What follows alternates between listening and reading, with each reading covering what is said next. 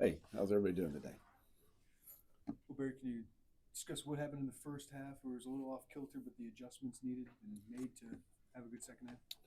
Yeah, I mean, you go back and watch the film, and in the first half, the biggest challenge we had in the first half was that I think that overall our average third down distance was almost 9 yards, and that we played right into their hands in that regard because we just didn't execute very well in the first half, and had some structural challenges and some of the things that a couple of things that were called, and so we just kind of hit the reset button at halftime. We were still fighting and scratching and clawing. I mean, I was really, I was hats off to Duke. I mean, I thought just their game plan and just their coaching staff and the way they played on defense, I thought I was impressed with that. And was going into the game and then just played really hard. And I think the speed early on gave us a little bit of a challenge. But at the end of the day, at halftime, we just kind of reset and said, hey, let's get more vertical.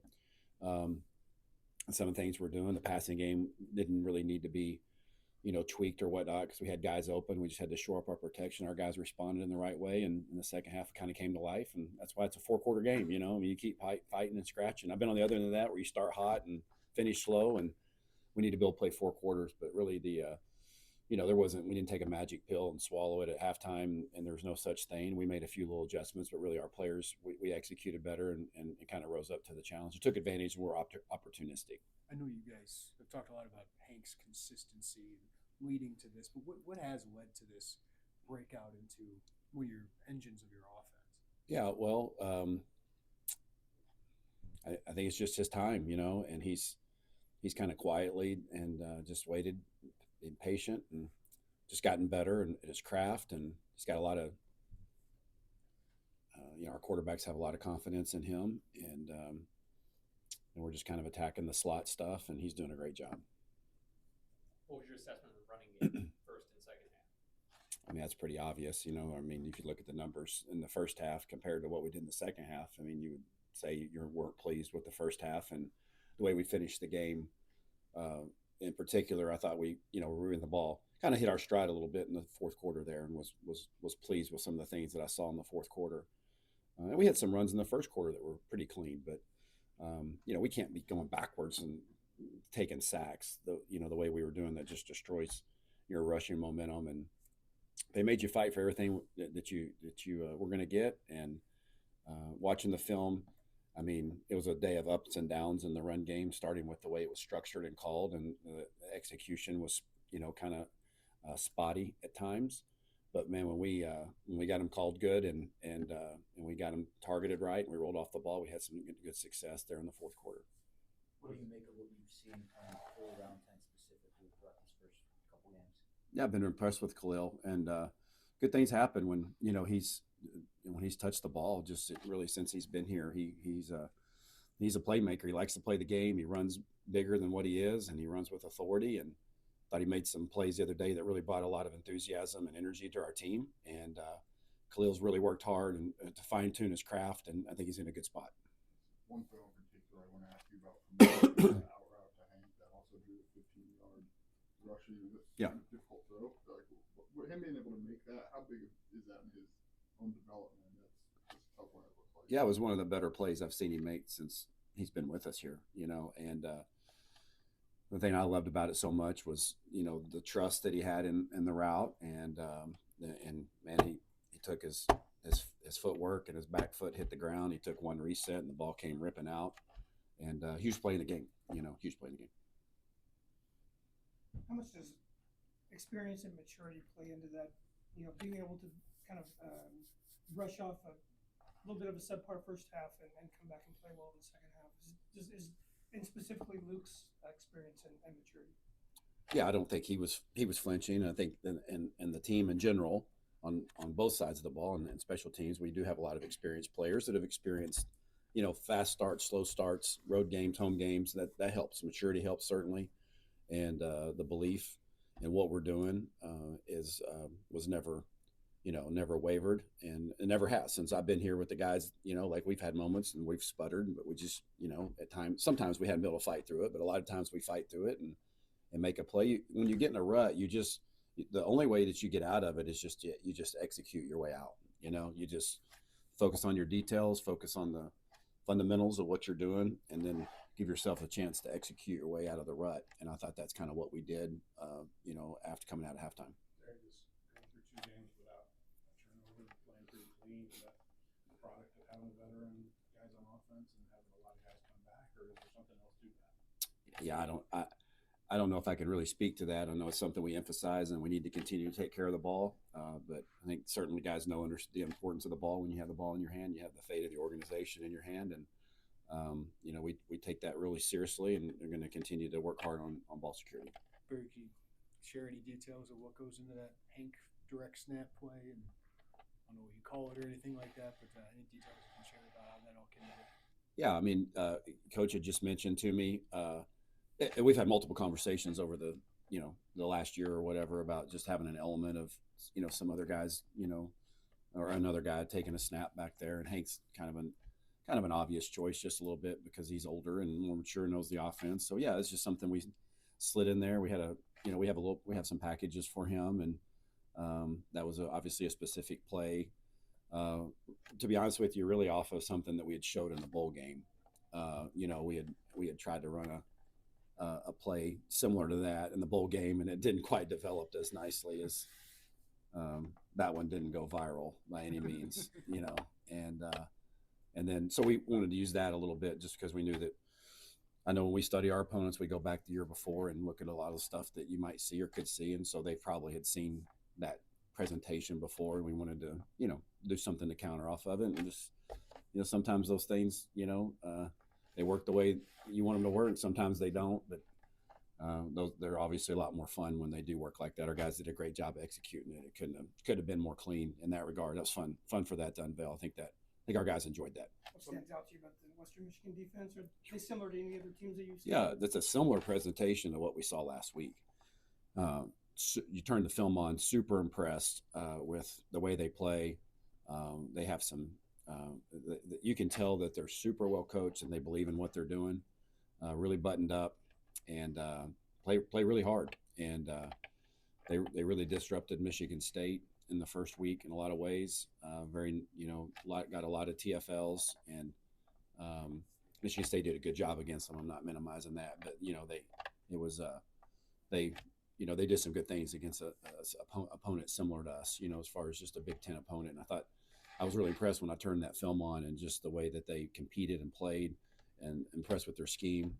And they've got some speed and athleticism on the edge that will be similar to what we saw last week.